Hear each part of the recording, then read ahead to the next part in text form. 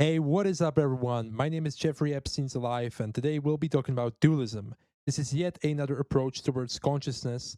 We've talked about monism. What monism means is that one fundamental substance is everything. We've divided it into two episodes, one about idealism, one about materialism, believing that the physical stuff out there that's quantitative is what makes up everything in the universe, including our consciousness. And then we have idealism, which says that, hey, no, it's not that way. It's everything is qualitative. Everything is mental processes. Now, both of these views, they seem pretty interesting, but what's more intuitive is to separate two things into dualism. This is exactly what dualism does. If you are interested in philosophy, you heard about it with Rene Descartes. And if you are not interested in philosophy, I think still, this is a very interesting video. I still think you should watch it because it concerns you. You are the conscious observer after all. So it would be interesting to think about how the world views what you genuinely are at the most fundamental level. So we'll be talking about what is dualism. Then we'll be taking a look at a brief history of dualism. We'll look at several approaches throughout of history, not only of philosophy but also of religion. Then we'll be talking about, most importantly, arguments for dualism and arguments against dualism. If you should believe that consciousness, the mind, and the material world out there are two separate things. And if dualism is right, well, how does it affect me in regards to death, in regards to life, in regards to all of that stuff? So, first off, let's get into what even is dualism, just so we know what we're talking about here. When we talk about dualism, we say that there are two separate substances, mind plus matter. There is the material world and something we can call the mental world. You live in the world of senses, you can kind of say, which is separate to a hypothetical mental world. Now, it doesn't necessarily have to mean that if you are a dualist and you believe that there is a different fundamental substance, that a mind can function separately. You don't necessarily have to believe that there is some purely mental world, right? It's only possible. So that's why it's world in quotation marks. What's most important is that at the most fundamental level, there's material out there, physical material, and there is the mind inside of you. So there are two separate things. Now, let's take a look at a brief history of dualism. But before we get into that, I want to introduce a little theory. It is just to think about, and this is really good to think about this stuff because when you watch these episodes, it concerns you as well. It concerns you as well because you are consciousness. You are conscious, right? And you have to make an opinion for yourself. I can be wrong about everything I've ever said. I most likely am. And so are all of these guys that I will be mentioning. So this is just something to think about. There's this one psychologist called Paul Bloom, and there is this video where he talks about this. Shout out to him. He specifically said these words: "We inherently see mind as separate to our body. It's inherently in us." Now, this is a controversial thing, right? Just take it with a little grain of salt, or however you say it. Take it with a little step back. Don't take it as a fact. It's just a psychological theory, but there is a very popular psychological theory that we inherently see mind as separate to our body, which creates this whole dualism idea. Now, what Paul Bloom would call dualism, he would say it's a biological accident and it's a cognitive default. It might be an evolutionary accident, or it might even be evolutionarily beneficial because when you have this whole idea of an afterlife, thanks to this dualism of seeing the mind as something separate to the body, we've always had the concept of soul, and it might even be evolutionarily beneficial because it gives life more meaning, right? Because you can then create all of these ideas that there's this whole different mind world. So it's just a theory that this is inherently in us. It does make sense. So with this, bear in mind that it is very hard to track, and it is even confirmed by my research that I have done. It's very hard to track the very first root of dualism because it is as far as history goes. So dualism, it seems to be inherently in us. Even when talking about myths, we inherently believe and see us as two different substances: the body in the physical material world, and the mind is something very separate. This is just a little bonus thing, but I've been reading some Nietzsche, Beyond Good and Evil, and he says that philosophy is not discovering truth, philosophy is confirming your truth in a lot of cases. So if inherently in us we are dualists, well, we're just confirming our pre-existent cognitive bias. Now, this doesn't mean that the bias is wrong, though. It can still be right. But just bear in mind that we might not be discovering the truth. We might be just confirming the bias about the world that we have. That doesn't even have to be right to begin with. So that's very interesting, but it can be said with each approach to consciousness. So let's not be judgmental towards dualism. This is just an interesting idea I wanted to say in the start. So when we start up with the history of dualism, like I've said, dualism is as far as history goes. There was the Chinese Shang dynasty 1600 years before Christ. They were already writing about dualism. You might have heard of the Epic of Gilgamesh, which is the first known story written. It's probably not the first story written, but it's the first that's known to us. And in the Epic of Gilgamesh, there is a root of dualism. Also in Egyptian texts that were written for funerals, they also wrote about dualism. And these people, they viewed the human as a whole as two separate things, as a body and as an immaterial mind. That is physical, nothing like that. It is something immaterial that exists on its own, right?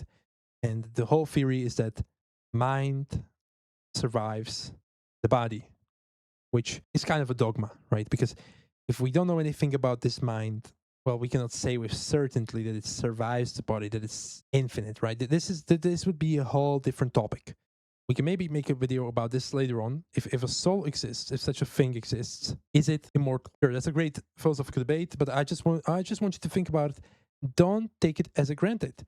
Even if dualism is right, it doesn't necessarily have to mean that there will be some afterlife. Well, how do we know if the soul is, immortal? We cannot know that. Now, if we start off with philosophy, though, we must talk about Pythagoras. Hopefully, that's how you pronounce him. You might have heard of Pythagoras' theorem. It's like the one side of the triangle is whatever. I don't fucking know, right? I'm not good at maths. I'm be honest with you guys. But he had this whole school where it was prohibited to eat beans, by the way. We've learned about that. And they thought of the body as dual. They thought of the immortal soul, and they were even dividing space itself into the limited and unlimited. So I guess that's a pretty interesting root of all of this, which then inspired further philosophers. One of the biggest philosophers of all the time, Plato. So Plato, not only he had the dualism of the mind being kind of like trapped in the body, he viewed the body as a cage, the sensory world as kind of like a cage. You might have heard about the whole allegory of the cave, which can be even read politically and all kinds of different perspectives, right? The cave is like the sensory world. We are trapped in it. So he viewed it very negatively. And he said that he literally made up, like, I'm sorry if there's any Platonists watching. He didn't discover it. He made up the unchanging world of Ada, he said, which is the world of forms. And then he said that's the one world where the soul comes from, and it lives in the body. It's trapped in the body. It's living in the sensory world of matter, and it's actually just remembering these forms, these ideas. And to understand this whole thing, it would have to be its own separate video. All respect to Plato for going against the sensory world. I respect that, for being a philosopher, a huge guy in philosophy, very fun to read. I do still recommend checking him out. But let's be honest, nobody gives a fuck about Plato. Like nowadays, like, who cares, bro? Let's stop talking about Plato. Let's stop talking about all these ancient guys. Like, when people say philosophy, they think of Plato, they think of Socrates, they think of Aristoteles. Bro, like, let's stop, bro. Like, this is not what philosophy is. It's like saying, oh yeah, physics is Newtonian. It's Isaac Newton. Sure, yeah, it's a guy that's done a lot of stuff in physics, very important. But my guy, gravity is something else that he has said, and we now know it's completely different thanks to the theory of relativity. And there's completely different theories. So please stop associating. It's like some big guys in philosophy, Socrates, Plato, all these guys, they're the OGs, just like Newton. They've done a lot of important stuff. But bro, it's like their concepts are like the Newtonian concept of gravity. Also, Plato writes about the soul in the dialogue called Phaedon, and he applies this dualism of the world to the human. So he says the human in itself has the immaterial soul. And then in another dialogue, you might have heard of the Republic, he separates, he goes into psychology. It's kind of like very, very similar to the Freudian theory of the tripartity of the human psyche. Freud said that you have the ego, which controls a battle behind it, and the superego. And Plato is very similar in this. He says the soul is separated into three different parts. Two of them belong to the body. So it's connected to the body, it's kind of like trapped in the body. Now, Plato also had arguments for soul immortality. And this was just for me, just for curious guys, just to think of why is it such a dogma that the soul is immortal? And it's because back then it was like a big topic, and now we kind of like Christianity has pushed it into people as like what Nietzsche would call soul atomism, as the dogmatic view of the soul that's not really been questioned throughout the years. But it all started off with Plato. He actually wrote about arguments for soul immortality, and he says that soul is like the world of forms, remembering back when you were a soul in the world of forms, is saying that it was pre-existent, and he also said that opposites bring existence. Now, I will not go deep into this. If you are interested in this, it's a whole other topic. Let's go back to dualism. And now let's go into how Aristoteles viewed dualism. This is another very important view, and he had this whole idea of hylomorphism. Now, it's very simple. Hyle is matter. So if you look at a table, the matter it's made out of, wood, right? And morphe is the form of the table. He says that those two are codependent. When there's just pure material of the wood, if it doesn't have any form, well, it cannot exist. But when it's just a pure form, and it's not filled with any material, it cannot exist either. So it's codependent. I'm not sure how this would be viewed in modern physics. This would probably be disregarded, put off the table. I'm not sure, right? The idea of a particle atom making up some stuff has been thrown out the window as far as I am aware. I'd have to check it out. So if there's any guy interested in physics, please let me know. Would this idea of hylomorphism be supported in modern physics? I'd be really curious to learn that. But anyway, this is how Aristoteles viewed it. And he said that the human body, just like the table I've talked about, is made out of matter, and the matter is body, and the form it takes is the form of a soul. It's very counterintuitive. I don't know why the matter would not be the soul and the form would not be the body. I don't know, but this is the way he viewed it. And he also said it's a codependent existence. Soul cannot have its own physical structure, but he still said it's immaterial and eternal. As far as I understand, it's only living in the human body. It's a codependent existence. So just like that wood that makes up the table, the soul has to be in the form of the body. I don't know, man, but who gives a fuck about Aristoteles, right? This is just for curious people that are interested in philosophy. At least you know that dualism has roots back with Plato and Aristoteles, which are like huge philosophers. So you can see that it really the idea of dualism has been more supported throughout all of the years of philosophy, more than idealism, more than panpsychism, more than any other view. Now we go into Thomas Aquinas in the 13th century, going a little forward. And don't worry, this is just a brief history. We won't be taking a look at that many people. It's still very interesting to see, though. Thomas Aquinas was very much inspired by Aristoteles, but he said also that the soul is not independent. Human is the soul plus the body. So he also viewed it dually, but the soul is a separate substance. Now, there was this whole idea, if I understand it correctly, and if there's any Thomists watching, please correct me if I'm wrong.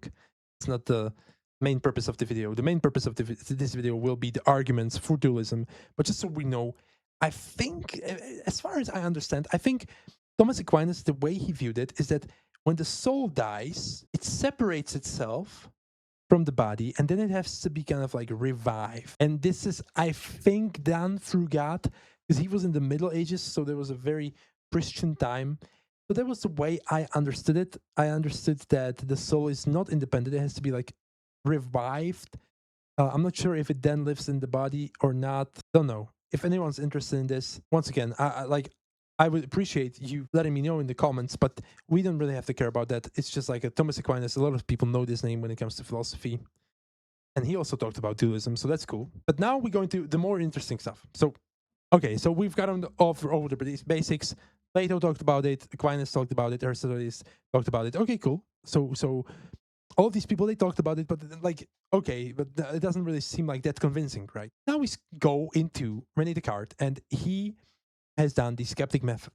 Now, what the skeptic method was, imagine it this way. You have a barrel full of apples. One rotten apple ruins the whole barrel.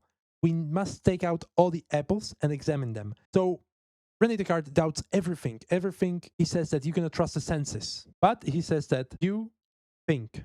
You are a thinking substance. And therefore, he realizes that there is this kind of dualism, that it is you cannot doubt. You yourself is what he would call res cogitans.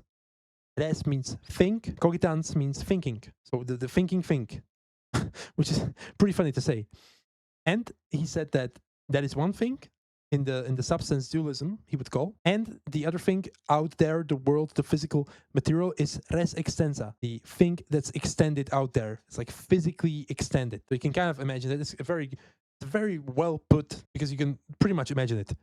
The thinking thing that's immaterial, you cannot really see it, and it's nowhere. And then the extended thing, your body and everything. Now, he claimed that these two things interact. This is what you would call interactionism. And back then he was already under some pressure, because there was what you would call the mind-body problem. And people would say, hey, if at the most fundamental level, like these two things are different, how do they interact? How does that happen? And René Descartes, he really liked to kill animals and that stuff and cut into them. And he thought that, okay, now I notice in the brain, there's this thing called the pineal gland, and it's universal. It's universal for everyone. So therefore, this interaction must happen in the pineal gland. This was critiqued by other views, which we will get into. But you can already see with the Cartesian substance dualism, there was a big issue when it came to the mind-body problem. Because people were like, okay, bro, so you're saying that at the most fundamental level, the mind is a separate substance to the body, but how does it then happen that those two interact? I go out to have a beer, I interact with the material world, I drink the beer, I drink 10 beers, and it affects the mind, its conscious experience. And here I am talking about my conscious experience.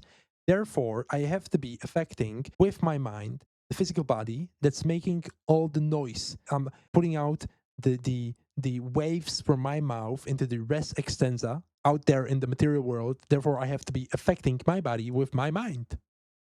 How does this interaction happen? Now, René Descartes, once again, he said it happens in the pineal gland. He didn't really say how, though.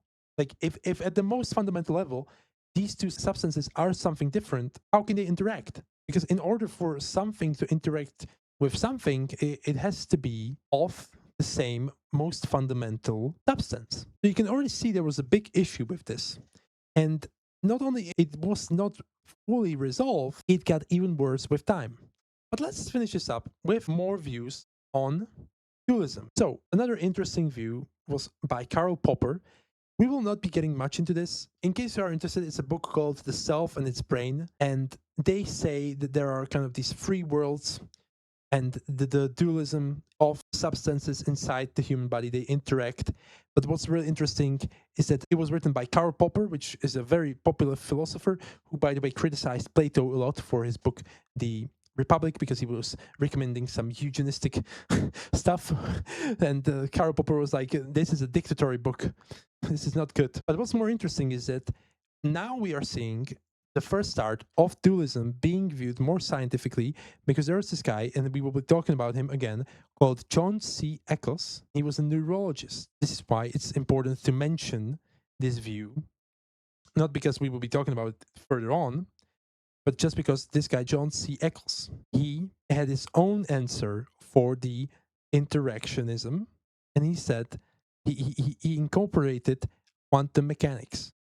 So this will be a very interesting idea we will be talking about soon in this video.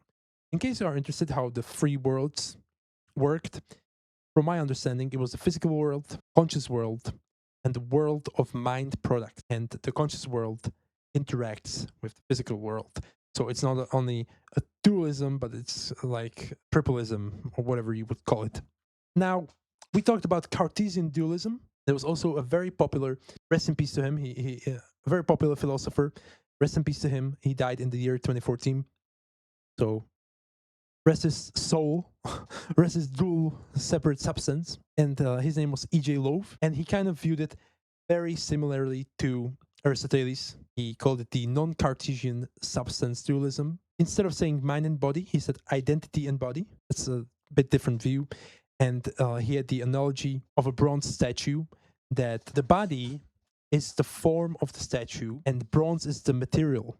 So the identity is the material. But if you melt that bronze statue into a ball, it will no longer have the form of the statue, but it will still be made out of bronze. Thus was his argument that this is what the mind is. It's the bronze.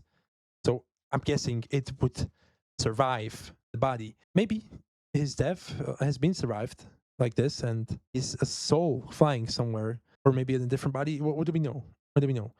So shout out to this guy. We will also be talking about him further on in this video. Now, a very, very big figure in philosophy, and someone that was quite shocking to me when I found out that he's a dualist, because I didn't know that. I thought he's an idealist. It's a guy called David Chalmers. Now, in the year 96, he proposed naturalistic dualism. The way his theory goes is that he says that consciousness is part of nature and it has its own psychophysical laws. It's the way that it works, right? Just like our body has its physical laws and chemical laws, the way it functions, the mind has its own psychophysical laws that we should be talking about. And there should be like a whole science talking about psychophysical laws.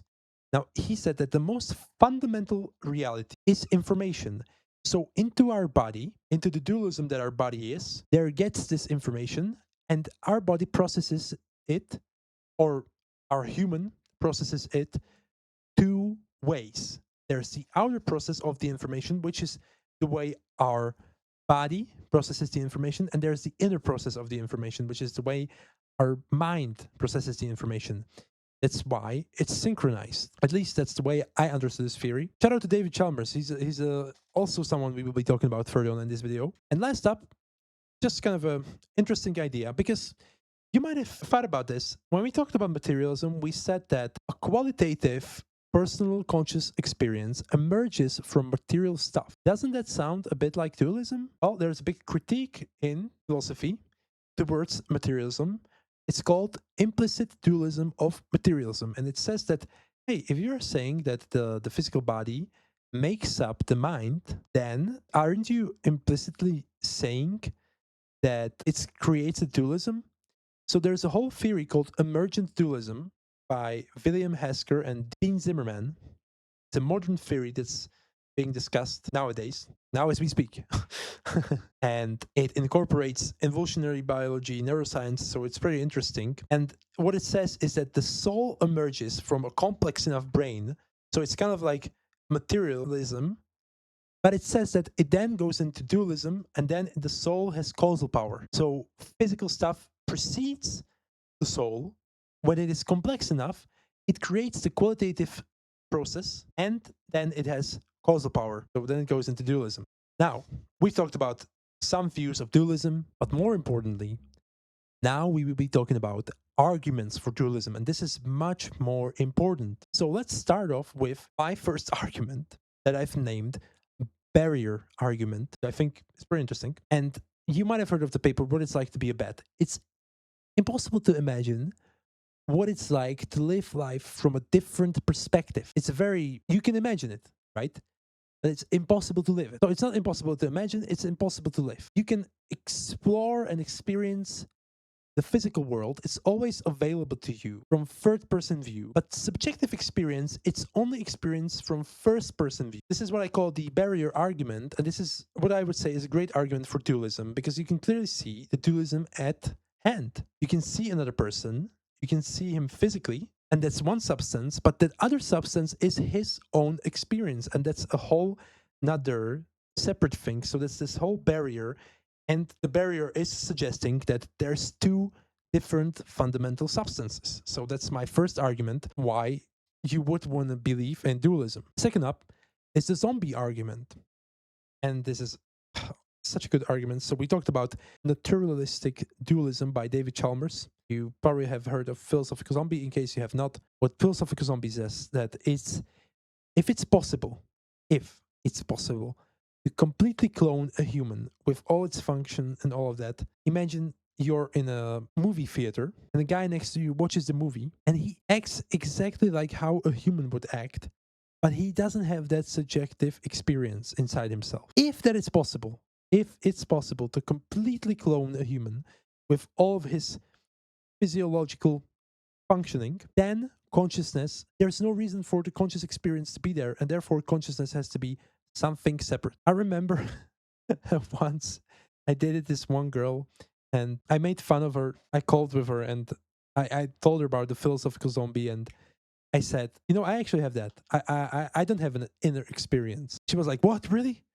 And she genuinely believed it for like 5 seconds until I had to tell her, like, obviously I have a subjective experience. But bro, what the fuck? So it's a very interesting idea to think of the idea that all of the people around you have a subjective experience when you go down the street. You know how many people you meet? And it's also interesting to think about what if they don't have this subjective experience?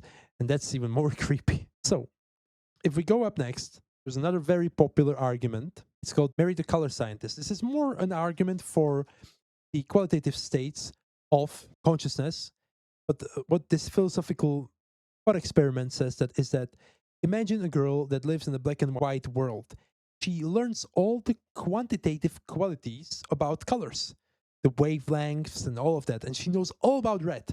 She's an expert. She lives in a black and white world, but when she has menstruation and looks at her blood, she knows she can measure it from the wavelengths and she knows it's red. But she doesn't actually see it, it's black and white. And then she goes out into the world of color. And she, for the first time, sees the color red. If seeing the color is a new experience, then we must say that consciousness is not physical. And consciousness is something qualitative and separate, and it has these qualitative states. So that's another great argument for dualism. Now, René Descartes, he brought up this divisibility argument, and he says that res extensa, the extended out stuff in the physical world, you can divide it, you can cut it, but the thinking thing, it's indivisible. Consciousness is always singular. You always have an integrated experience. It doesn't matter if you close one eye. It doesn't matter if you close the second eye. It doesn't matter if you go deaf into one ear. You will always have a singular experience. And the modern approach is that soul has no physical properties, so thus supporting his idea that it's indivisible. Next up is the free will argument. If we look at the physical world, we can see that it's determined. We can, depending on causality, track down how stuff has physically happened. But if consciousness has causal power, then therefore it must be a fundamentally different substance. Because if it didn't have causal power, it would have to be physically determined. So that's another interesting concept for dualism. Now, another argument from Franz Brentano, which he proposed in the year 1874, he said that the physical world has derived intentionality. What it means is that in itself, it doesn't really go anywhere. It's like thoughtless mechanisms. They don't really go anywhere with a purpose, but the mental has intrinsic intentionality. The mental world gives stuff meaning, the meaningless physical world. So that's another argument for dualism. And I think this is my last argument by Sol Kripke in the year 1970. And this is, I think, maybe the most interesting one to really think about. It's called the model argument for dualism. Sol Kripke says that if A equals B, if something equals something, it must so in all worlds. And he says that water equals H2O. Now, what does he mean by that? Water, what we call water, is made out of two atoms of hydrogen and one atom of oxygen. If A equals B, it must so in all worlds. So that means in all possible worlds, In order for us to call something water, it would have to be made up of the same atoms with the same properties.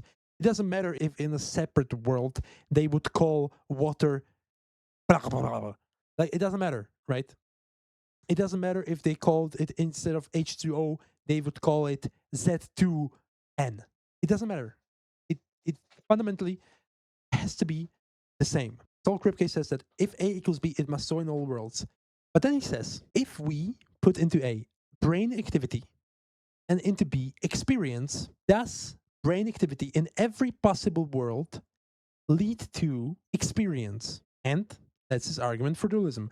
I think a very interesting one. I recommend pausing the video and taking some time to think. And let me know in the comments, what do you think about this one? I really like this one. Maybe it's not as good as I think, but I like it. I like it. I like it. But now, so it's not that pink, as they would say, so it's not that shiny. We have to also go into arguments against dualism. Not only for dualism, but against dualism. And I only chose one argument, which is the most important argument of all time, the interaction problem. And this is what you would call the trauma, the dark shadow that paralyzes demon of everyone that believes in dualism. This is what you would call the rapist uncle that comes to visit you at night and doesn't leave you alone because he will be there always to harass you in your dreams. He will not let you be. He's like that one annoying female cousin that comes to play Xbox with you, and when she's like 2 years old, you give her the controller that's turned off, and she feels like she's playing, but the controller is turned off, and you're playing the game. But then she gets old enough, and she finds out she's not doing anything with the controller, and she really needs to play. And every time she comes to visit you, you're like, "Mom, I want to play Xbox," and your annoying female cousin starts fucking crying, and then she wants to play Xbox, and it's exactly that. It's exactly that. It's like that one girl in class that always tells the teacher, "Did we have any homework?" And you're like, "Bitch, I'm gonna fucking pull out a knife and I'm gonna do it. I'm gonna do it." In order for something interact, it must exist in one realm, right? Like if two things interact, physical stuff interacts with physical stuff. Now, if the mind is a different separate substance, how the fuck is it possible they interact? It doesn't make sense. Now, if the interaction happens, energy cannot spawn out of nowhere. That would disrupt the first law of thermodynamics. Now you might be thinking, okay, bro, so what? It disrupts the first law of thermodynamics.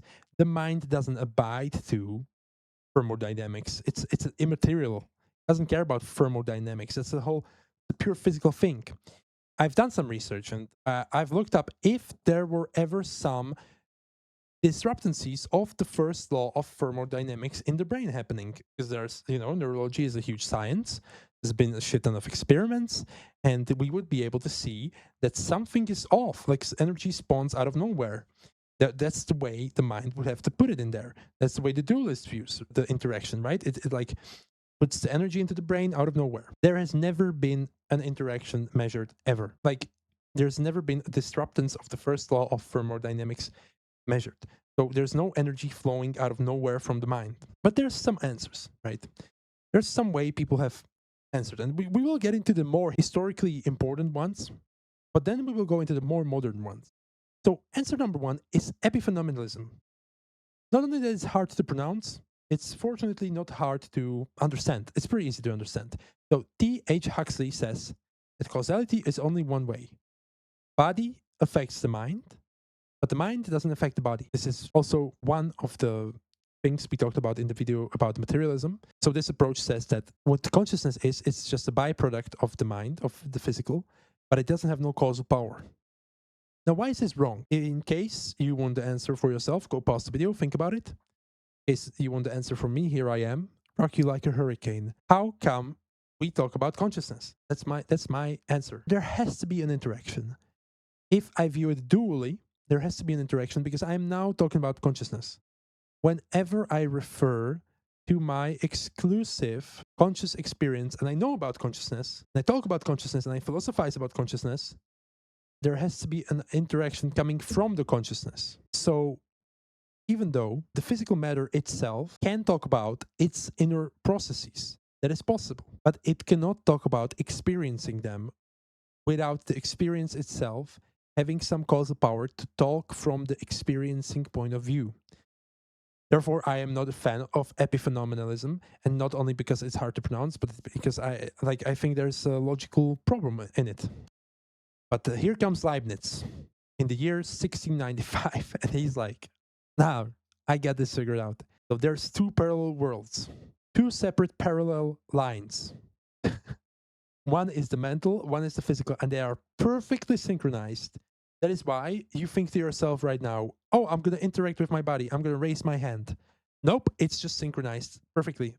Clockwork. It's independent with no interaction. Not only this is a super deterministic point of view, which doesn't have to be negative, it doesn't mean that it's wrong. It's like, okay, how come if the physical world is a separate parallel line, how come in it has discussion about consciousness? Now, if you want to grasp at straws and go full on ad hoc, you can say, well, hold on.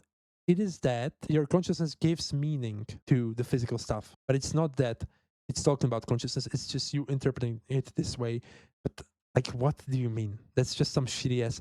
So this just seems like, how Nietzsche would say, this is not discovering the truth. This is making the truth what you want it to be. So we need to go further on. And we go back to the guy we talked about, John Eccles, the neurologist, and he has a very, very interesting view. At first, it sounded plausible to me. He talked about quantum dualism. He said that interaction, it would have to disrupt thermodynamics, right? We said that first law of thermodynamics is that energy cannot spawn out of nowhere and go into nowhere. Now, Eccles is like, okay, I understand that. So energy cannot spawn out of nowhere. But what if the brain sends signals using quantum mechanics? And in this quantum mechanics, the way it works, I will try to explain very simply in case you have not learned about it. When something travels in the quantum realm, it can be in the state of superposition. It doesn't have a fixed state, but it's in a wave of probabilities. It's like when you flip a coin, until measured, it's not going to show heads or tails. It's going to be in a state of probability. It's going to be both and nothing and everything. It's in what you would call a superposition. It's just how the quantum theory goes, and it doesn't even have to be the right interpretation. There's many interpretations of quantum mechanics. So Eccles is like, what the mind does is that it doesn't spawn energy out of nowhere, but it affects superposition odds. So these odds of something happening, it affects it, and that's how it interacts with the physical world. Now, this sounded great to me. Fortunately, it's a measurable hypothesis, and it's been measured to be wrong. For people that are more interested in quantum mechanics, the way I understood it, first of all, the thermal, the temperature of the brain decoheres the probability function faster than signals of the brain, and also there was no disruption of the probability odds measured in the brain ever. So once again, we arrive at the problem that the problem of the interaction cannot be explained. So I go into another answer. We talked about non-Cartesian substance dualism, and the way this view explains the interaction problem is that it distinguishes between two causalities. It says that there are microscopic causalities, it's the physical function of the neurons, and then there's macroscopic causality, it's the mental processes giving structure to the microscopic system.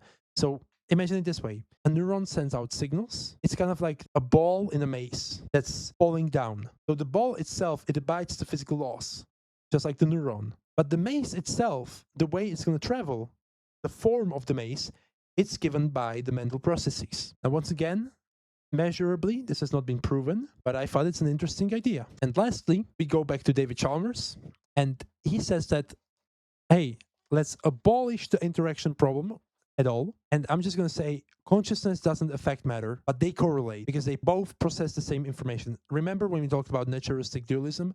He said that information is the most fundamental level of reality. It goes into the body and it's processed outerly and innerly. That's why there's a correlation between what the body feels and how the mind experiences. And once again, we arrived at the problem of epiphenomenalism. So, in conclusion, we don't even have to go to other problems of dualism. This is the problem. And I really recommend, if you have an answer, please let me know in the comments. Once again, if you have an answer for the interaction problem, I'd be interested to read about it. But the way I see it, You're either going to say that there is no causal power, which arrives you at a logical paradox, or you're going to say that mind has causal power, which is going to violate physics, and there's no evidence for non-physical brain activity. So which approach are you picking? Well, that's up on you. You can either say that mind has no causal power or mind has causal power, but please let me know in the comments if you think this can somehow be solved. If dualism is right, though, it is still possible. Listen, this is just a problem. And just like when you want to date that one sexy girl in your class and she doesn't want you back, well, there's two ways to view it. When there's a problem, you give up, or where there's a problem, you solve it. So we can still maybe solve this problem. And we can talk about, if dualism is right, how may it affect us? So if dualism is right, the way I see it is that the material world is its own thing. It's separate to us. What we are is the mind. AI, it's impossible for it to become conscious because it's part of the physical material world. And either mind has no causal power or it can affect this material world. So there's this interaction between it, making afterlife possible. Possible. That's very important. Even if dualism is right, we don't know anything about the other fundamental substance of reality, which is mind or identity or consciousness. We don't know if it's immortal. We think that it's immortal, but we don't know that. So even if it's right, afterlife is possible, and a separate realm of reality is also possible. So thank you for watching. Let me know in the comments how you liked it, and be sure to subscribe with the bell on, because we will be talking about panpsychism next. So thank you for watching. I really appreciate it, guys, and I wish you a lot of sexual pleasure. Have a nice life.